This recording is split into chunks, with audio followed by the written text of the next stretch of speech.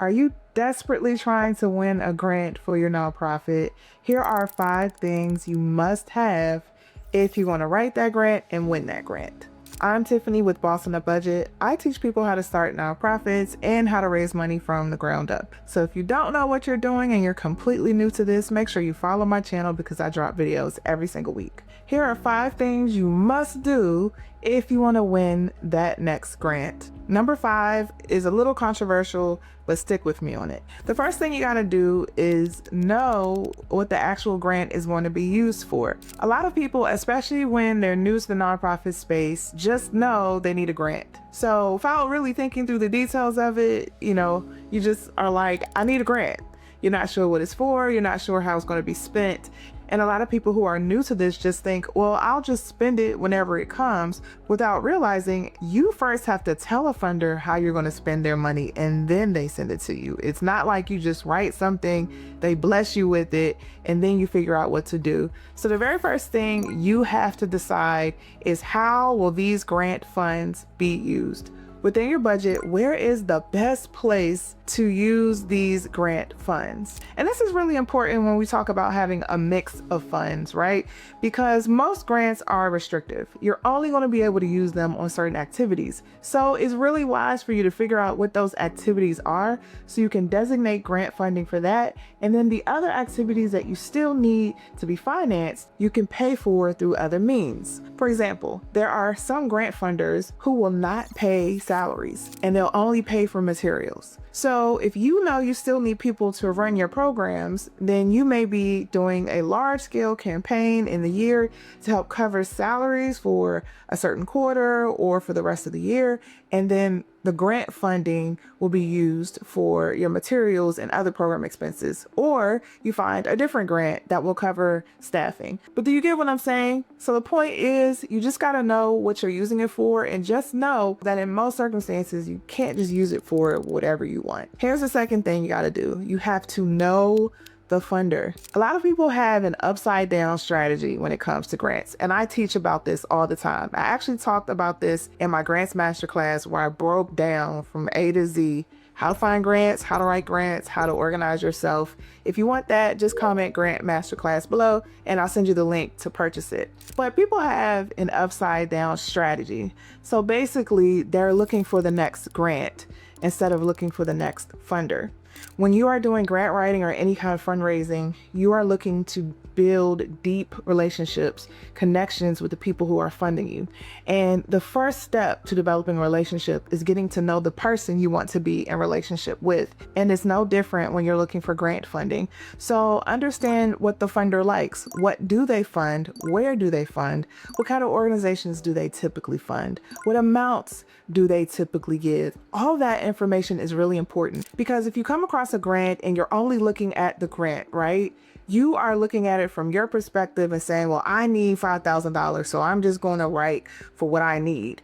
But you may not realize that that funder only wants to fund a certain type of program that you may not do, or that funder may only give in amounts of $2,000 or less, or that funder only gives to organizations that have budgets $1 million or more. You really have to understand the funder, understand the culture, understand what they fund, who they fund. Sometimes you'll come across a foundation, especially with smaller foundations, where they typically fund the same type of program or the same program a lot. Well, that's an indicator that it's probably a pet project of a board member. It's probably people that they're comfortable with, that they've been funding. And that is a signal to you that it may be a little bit harder or take more time to get in good with that funder. So you may be confused. You're writing and you keep getting rejected, but you're not paying attention to their patterns to see how they fund. So do yourself a favor. Don't waste so much time writing grants without looking into the funder and understanding how they fund. Number 3, have clear objectives for the project you want funded. This is related to number 1. First of all, you got to know how you even want to spend the money, but then you got to have clear objectives. What is the point? What are you trying to accomplish as a result of you getting this money? Most grant funding is targeted toward a program. There are some unrestricted grants where you can just spend it on anything. It doesn't have to be a specific program, but most grants you're going to encounter are for a very specific program, and it can only be used for those program expenses. So what are the particular objectives of that program? What are you hoping to accomplish? Let's say the grant period is 1 year. What are the objectives that you hope to accomplish in 1 year? Because here's the thing, the funder is investing in you. A lot of people don't always understand that piece of it. Some people think that foundations just give money for the fun of it, but they're actually invested in you, and they are actually hoping to see some kind of return. Not a return in terms of you giving money back, but some kind of return in terms of like impact, in terms of change. And if you from the start don't even know what you hope to accomplish so you can measure whether or not you accomplished it, then that's not a safe bet for them. Again, this is an investment, and they want to see that they're giving to something that's well thought out and intentional and hopes to accomplish something. And they want to know what you're trying to do because they need to see if it aligns with what they're interested in and what they care about. And also, if you're not very detailed and organized in a proposal, especially in a very detailed proposal where you have to provide a lot of information, if it's not well thought out or organized, how can the funder feel confident that you're going to be able to execute? Or how can the funder even understand what they're funding if you don't explain it well to them? So remember, you got to put yourself in their shoes. They're betting on you, basically. Sometimes it's a safe bet, sometimes it's a reach, right? But they are still investing in your organization, so they need the information to make a good decision about whether or not it's a good bet. And I hate to use those terms because this is really important work, but I try to break it down in a way that you get it, that they're trying to assess, they're trying to understand whether or not this is worth their time. So you got to write out the details of what you plan to do. You got to write out timelines. If you know information about staffing, who's doing what, important milestones, all of that detail matters when you're writing your grant proposals. Number 4, create a budget. You have to. You should have a budget for your organization before you write any grant. But I already know, because I've done plenty of videos on this, that most people don't have a budget, especially when they're a new nonprofit, when they encounter grants. Most people, if you're listening to me, you probably don't have a budget, but that's okay, because this is a no judgment zone. But I'm going to push you and say that you need a budget. You need to know and decide within your year how much money it's going to cost to run your organization for the full year. And then you need to know how much money you need or how much money you plan to raise, which ideally would cover those expenses and maybe have a little more so you can have some cushion in your budget. Most detailed grant applications are going to ask you to attach a budget. And they're probably going to ask you to attach an organizational budget and a program budget if it's for a particular grant. There are going to be instances where they ask you for your overall budget, so you still need that. And the last thing you want to do is at the last minute be scrambling to put numbers into a spreadsheet. And oh Lord, if they do not add up, the funders can tell and they will flag it. They do add when they see your budget. So create a budget, create an overall organizational budget, and then make sure you have a budget for the program that you're writing for, which means that every one of your programs should have its own budget. Now, if this is not making sense to you and you're like, what does that mean, Tiffany? What is a program? I actually created a workbook for this. So if you're interested in it, it's called Create Your Own Program Workbook. I think that's what I called it.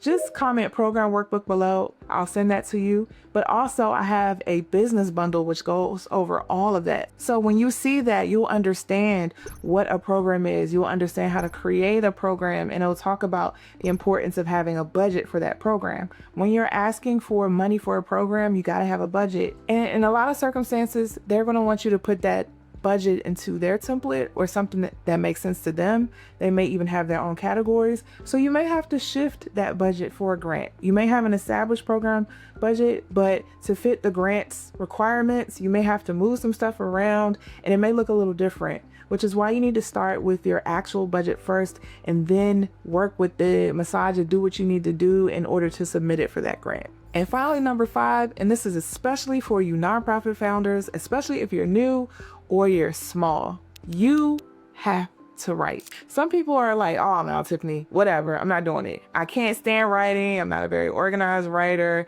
I'm just gonna put it in ChatGPT and I'm gonna let good old ChatGPT do it for me. And this is where I said it's a little controversial because I use ChatGPT. Of course, a lot of people do. But in terms of your original idea, I think it's really important, especially when you're describing your program and your organization, that you write down your thoughts first. And then if you're going to use AI, use it to help streamline it or organize it or tighten it up and, use less language so you can fit word limits, things like that. But start with your original idea. And this is why. Because nobody can describe your work the way you do. Nobody can put a human face and a human element on it like you do. And when you rely too much on ChatGPT, they don't always know the human stories. They don't always know the experiences that your program participants have, but you do. And so when you rely on ChatGPT, you just think, well, it just has to sound formal. It just has to sound educated and sophisticated. And the more sophisticated it sounds, the better chance I have to win. A lot of people have that mentality. And I'm going to say, no, that's not necessarily the case. Of course, you got to be organized, but you have to have heart. It actually has to have some kind of life behind it. You got to have powerful statistics and quotes and things like that to describe your work. I'm not saying you got to be all detailed and all super dramatic with it, but when you describe your program and the why behind your program, there's a level of passion that you have that nobody else has. Nobody else can co-opt that.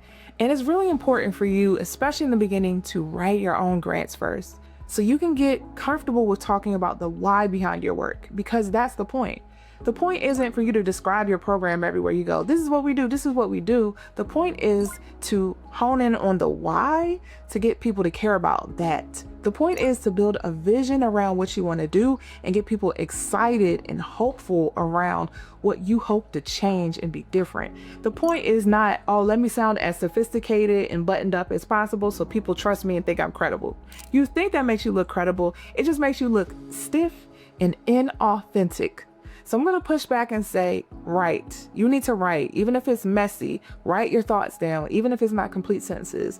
Then get some help to tighten it up. But in the beginning, especially for those first new grants or first couple grants you're starting, write. Do it yourself. All right. And come back to this video and tell me how that went. All right. And tell me your experiences writing grants. If you need help with your nonprofit, I have a website, bossonabudget.com, that will help you in your startup journey. And also I'm going to link a video at the end of this video that I think you'd be interested in as well. See you in the next video.